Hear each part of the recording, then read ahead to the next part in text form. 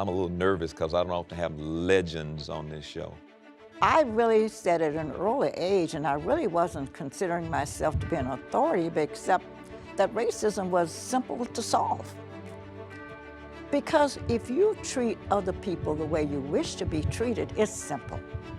You've changed the mind of a guy who was a member of the KKK.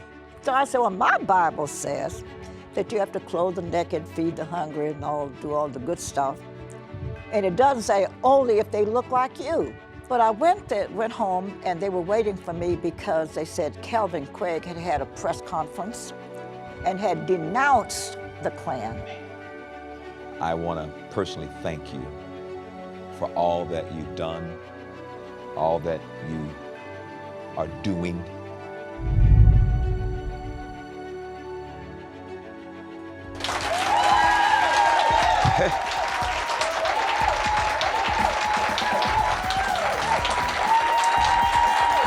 Welcome, everybody. You know, the state of America, the economy, government, it has a lot of people feeling frustrated, discouraged, afraid, and even worse, feeling helpless. To the rest of the world, America seems more divided than it's ever been, and as a result, people everywhere, maybe you, are desperate for change. Now, I believe that God wants to use you. That's right, you. To bring about the kind of change where hope, happiness, and well-being is evident in people from all walks of life. This all starts when people discover that by embracing the place and assignment that God has given them, that everything can change. I'm Creflo Dollar, and today we take a journey to discover how together we can change your world.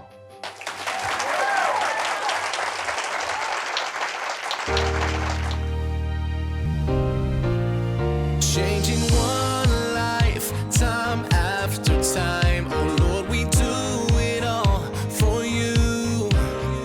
Through the trials I see, I'll always believe a new life starts with me. Oh, Change your world today. Change is gonna come your way. Change and get an understanding. His grace will transform you.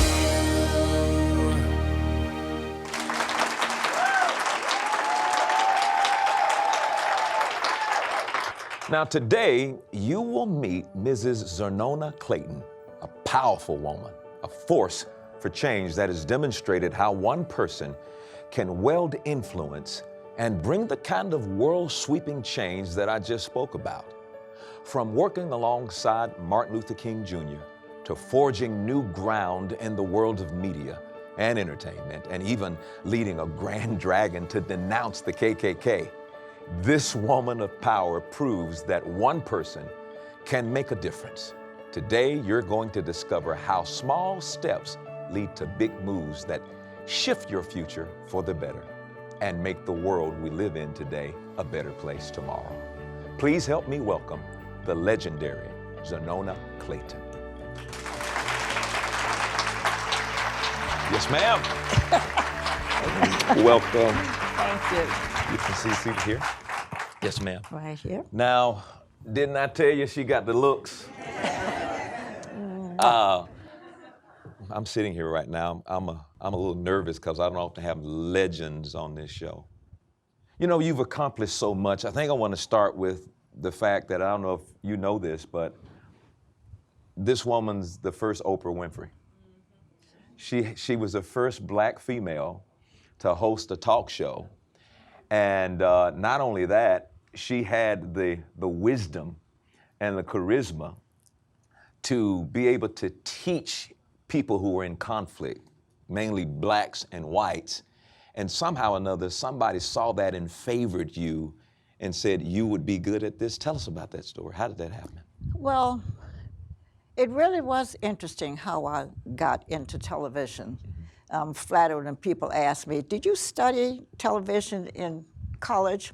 Well, I chuckle privately because it's such a, a flattering thing that they don't realize that when I was in college, they didn't even have TV, so I couldn't have studied it. But I was just given the opportunity. My good friend was Ralph McGill, who was the publisher of the Atlanta Constitution. And he said he liked the way I approached the racial issue. And these were his words. He said, "You teach a lesson without preaching a sermon." And I just talk, and I think because my dad taught us not to be afraid of white people. He said, my father said, "I want you to be secure in yourself. You're responsible for what you do. You're not responsible for what somebody else does. So you have to feel secure, prepared, ready. When somebody else comes in and tries to restrict your mobility, don't let anybody restrict your ability." And he meant that white people with their racism would keep you from going in this restaurant, going to this school, moving in the neighborhood. But you're not responsible for what they are doing to you. You're responsible for what you're going to do for yourself. Powerful.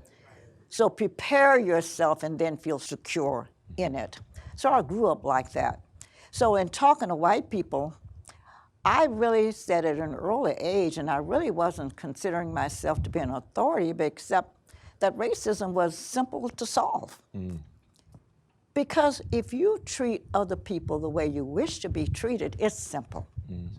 So your relationship with Dr. King, and I know you were the last one to see him when he departed from Atlanta before he was assassinated. How did that come about, where you found yourself in a place where you were his assistant? You saw so many things.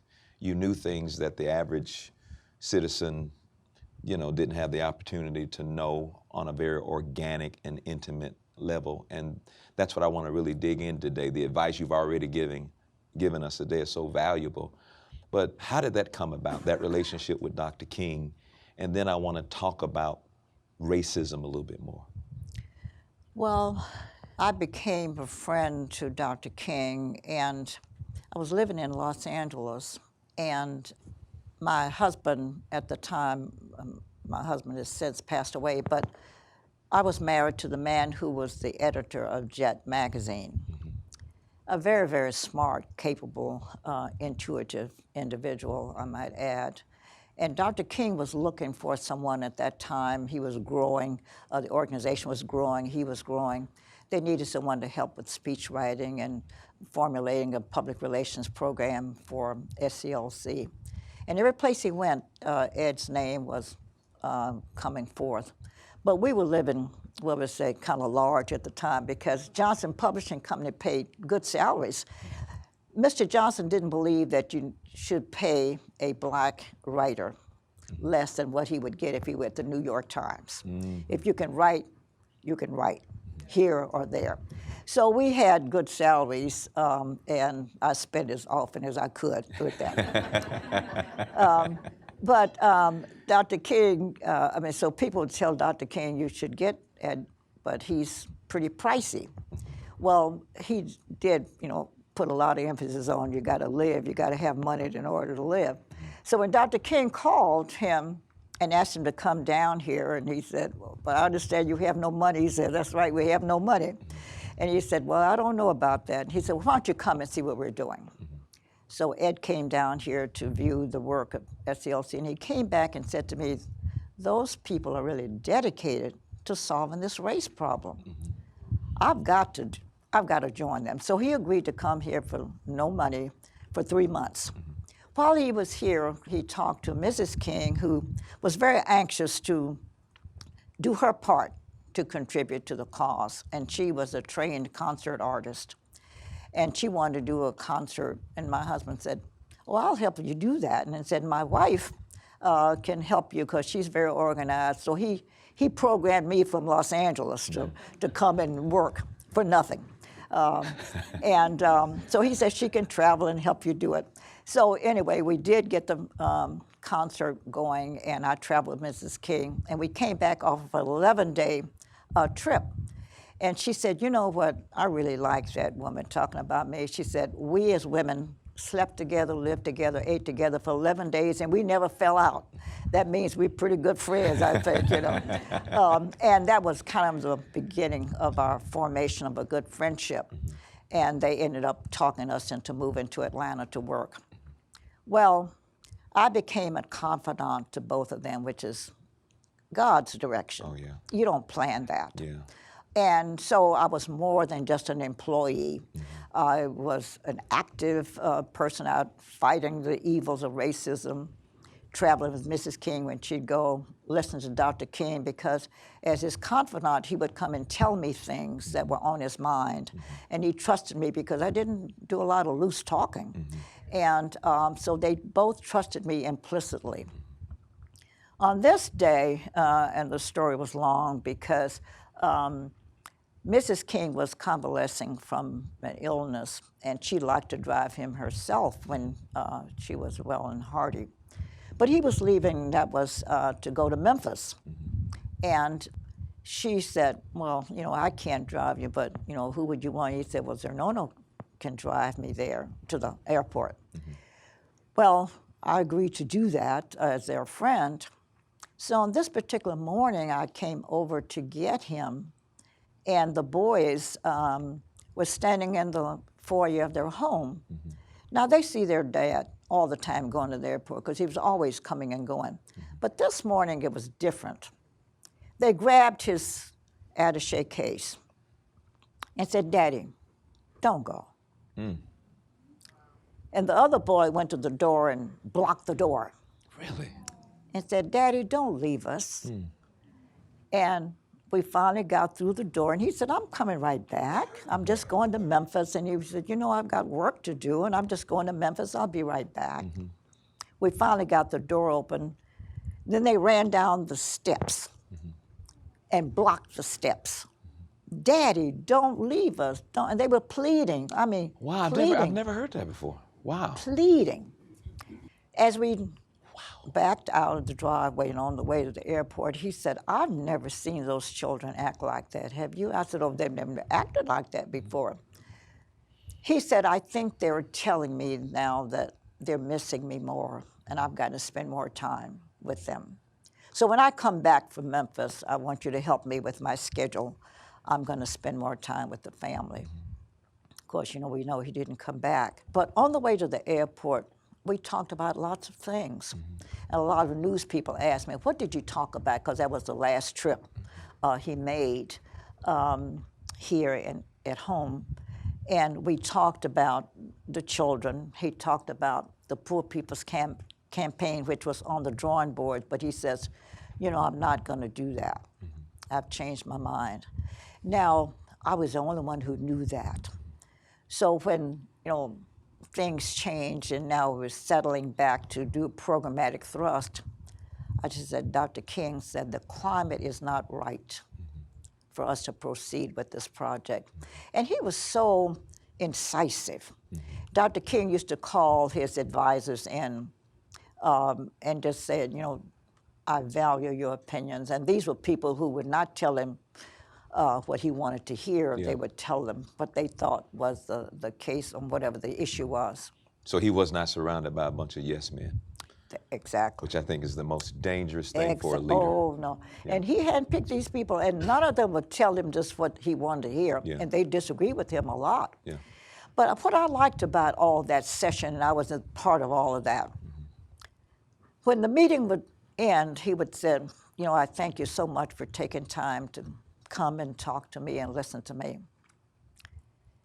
And I'm going to mull all of this over, and then I'm going to make a decision. And I want you all to know that I will make the decision based on what I've heard, what I think, what I feel is the right decision. And I'll stand by my decision, good, bad, or indifferent. And I'm going to pause on that point because I want to tell you there was a moral in that story. Yeah. You know, a lot of people tell you things just because they want you to hear it. And then if it doesn't go right, they want to back up. Well, I didn't really want that. And then everybody wants to kind of shy away from what happened. Dr. King said, I'll stand by my decision, good, bad, or indifferent. And I saw him do that every time. Make a decision and then stand by it. keeping your word. That's powerful because a decision is the open door into reality. And if you don't make the decisions that are necessary in your life, you're never going to walk through that door of reality. And certain things haven't happened in the lives of so many people because they are afraid of making a decision. Right. And that's a powerful, powerful point here. You know, I mentioned that you've changed the mind of a guy who was a member of the KKK. And I didn't want to close this program today because when we talk about real reconciliation, to be able to talk, and I think he was high ranking in the KKK. The head. The head, and you changed his mind. Could you please tell us how you did that? I'd be delighted to tell you that because it was such a phenomenon. Here I'm a black woman. We're in Atlanta, Georgia. And this man was the Grand Dragon. That's the highest officer. Grand Dragon. Mayor Allen called me and said they were starting this Model Cities program that was a federally funded program that was designed to do diverse communities, bring them under one umbrella to see how you attack, problems. Mm-hmm. And he said, Zernona is going to be a community effort, and I want you to go because it is diverse. We've got poor white people in one neighborhood, poor blacks in another, mixed in another, that kind of thing. And he said, I like the way you deal with people, so I want you to handle the community phase of the project. Mm-hmm. And he said, by the way, there's a Grand Dragon in a group, a Ku Kluxer. And so you might have a problem. I said, oh, I'm not running away from that. I was flattered that they asked me. So the first night, we had a meeting now to meet with all the diverse groups. So I'm sitting in the audience here with black people, white people. And I was on television at the time, so a lot of people recognized me. And so they came and gave me handshakes, and glad you're here, I'm glad we're going to be working with you, and welcome. But this one man came through, a tall, handsome white man, and he gave me little fingertips. I said, whoa, maybe I think this is he, because everybody else gave me a handshake. He gave me fingertips. And I said, But he was tall, handsome, as I said, and I figured, well, no, that's not the Ku Kluxer. But turned out it was. The next morning, he came to my office, and he told me everything about myself. Like, he knew what day I moved to Atlanta. He knew everything about me. He knew where I lived. He knew everything. I said, and then I got worried. Why did you put such an investigative look out for me? And he said, oh, fine. He laughed all the time. I just find you interesting. I said, okay. Well, every day he came and we talked. As we met more and more, I found out he was a member of the church. He went to church every Sunday and went to Bible meeting every Wednesday, prayer service. Mm-hmm. And I said, now, I understand you're a Baptist. He said, that's right. And I said, well, so am I. And I said, now, what book do you all read in your church? And I found we had the same Bible. So I said, well, my Bible says that you have to clothe the naked, feed the hungry, and do all the good stuff. And it doesn't say only if they look like you. So how can you stand there? And I said, and I also found out you're chairman of the deacon board. Now, in my church, the chairman of the deacon board is second to the pastor. I mean, he ranks pretty highly.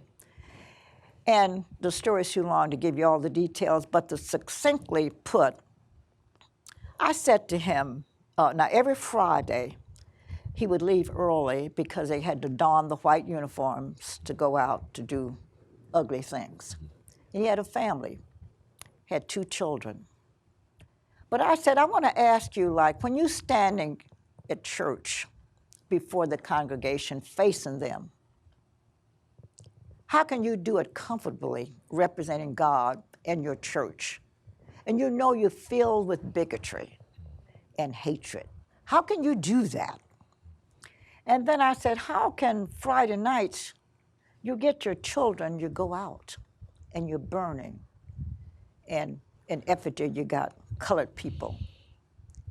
How does that make you feel since you say you're a Christian? And I said, I want you to do something for me. I said, when you go home, I want you to close the door to your bathroom. and look in the mirror and ask yourself, because that's the most private moments, look in the mirror and ask yourself, self, what kind of parent am I? Not only am I absorbed and filled with bigotry, but I'm passing it on to the next generations. Could you feel good about that? So you don't have to answer to me, but I just want you to give yourself the answer to that. And when you're in church, when you're looking out that congregation, tell me how it feels. I'm curious to know what it feels like to stand there in contradiction of what the Bible says. Well, that's the way we talk. That's the way I talk all the time. Well, I got a telephone call from a man who said, I want to take you to lunch. And he said, I happen to be a white man. And I said, well, sir, it doesn't matter. I don't go to lunch with folk I've never met. So I can't accept your invitation. And he said, but I've got to meet you. And I said, why? And he said, because I've known Calvin Craig for 22 years. I've never heard him say anything decent about a black person. And I want to be sure that you're black. And I said, well, I can't go to lunch with you, but I am black, you know. But let me tell you what happened now. I went shopping this one day and came home, and I live in the hood. And so when I turned the corner, I saw all these cars in front of my house. Police and news people. Right away I thought I was burglarized. That's what happens when you live in the hood. You think you're burglarized all the time.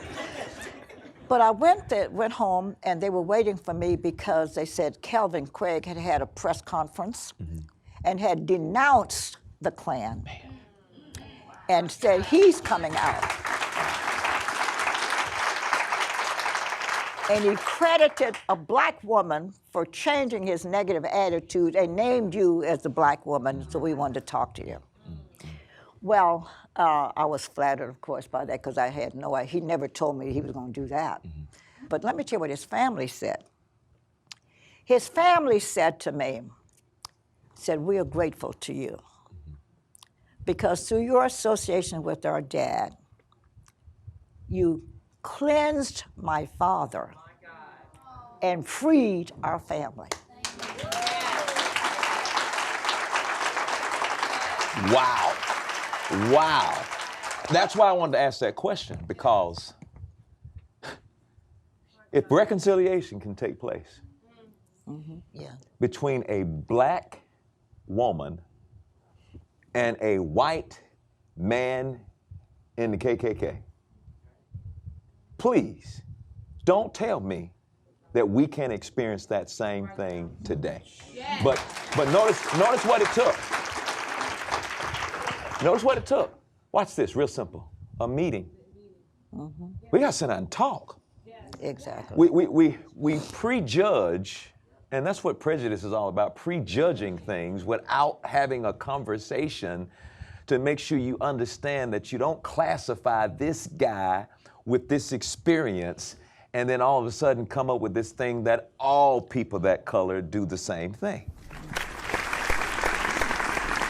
I want to personally thank you for all that you've done, all that you are doing, even to the point of coming up with the Trump Awards and recognizing and validating people who would, in other situations, would have never received that type of validation that really breathed fresh life into them. You continue to be the answer to so many prayers. And I want to congratulate you. I want to thank you. We're praying for you.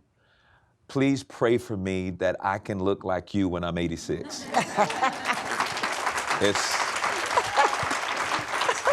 Seriously? I mean, what? Ms. Zonona Clayton is an outstanding example of how to influence and change your world. Her courage and willingness to stand up for what she believes in and still believes in today is a model that we can follow to bring change to where God has placed us. Can one person change the world? The answer is yes. With God's grace and the answers found in His Word and in your heart, you have the power to change the world, influence others, and touch lives. People are hurting. Men, women, and children are struggling every day with real-life issues like poverty, abuse, trauma, and despair. Many have lost hope. Some have even lost their lives. But it doesn't have to be this way. Together, with God's grace, we have the power to bring about change, to be a beacon of hope in a world seeking answers. Join Dr. Creflo Dollar's journey to transform our world by finding answers and practical solutions to life's problems. Through stories of hope, healing, and forgiveness, we are reaching out to people in their homes and changing lives. Through our global missions, food banks, and programs like Prestige, we are changing entire communities. Together, we are restoring hope, love, joy, and laughter. We are rebuilding lives and communities, and it's all done through the power of God's grace and people like you who are seeking change. God has given you the power to become a catalyst for change in your household, in your community, your city, and in your world. With God's grace, you can influence the world and be an inspiration to your family, friends, co-workers, and everyone around you. That's exactly what happened to Zernona Clayton. She changed history by taking action in what she did and by who she was. Operating in God's grace, she demonstrated how standing in the strength of your identity and God-given assignment gives you the power to tear down walls and influence your world. Today, when you support our mission to influence and change our world with your donation of only $30 or more, we'll send you Dr. Dollar's 2-DVD series, The Power of Influence. In this series, you'll learn how to become an agent of change in your world and how to influence people simply by being in their presence. This life-changing series will help you find the inner strength and confidence to move mountains. When you call today, you'll also get Dr. Dollar's The Power of Love CD that will teach you how to love like God. You'll see how the power of love can change and heal your world like no other. With this CD, you will achieve life-changing results. And for continued inspiration on your journey of change, as a special gift, you'll also receive an uncut copy of today's message and hear more about Zernona Clayton's personal friendship with Dr. Martin Luther King Jr., as well as her insight about what to do next in our nation's troubled times. You are the change you seek. So call or go online today and become a part of the change. For only $30, you can make a difference and be a part of Creflo Dollar Ministries team. When you donate to the ministry, you're becoming part of a movement of believers who are changing the world by taking God's message to those in need. Ministry partners are standing by for your call. When visiting New York and Atlanta, join Creflo Dollar at World Changers Church International. Service times are Saturdays at 6 p.m., Sundays at 10 a.m., and Wednesdays at 7 p.m. For more information, visit us online at creflodollarministries.org. Because of you, Creflo Dollar Ministries is providing a new understanding of grace and empowering change in the lives of millions of people every day. Thank you, partners and friends. Your love and financial support makes it possible to bring this message into millions of homes.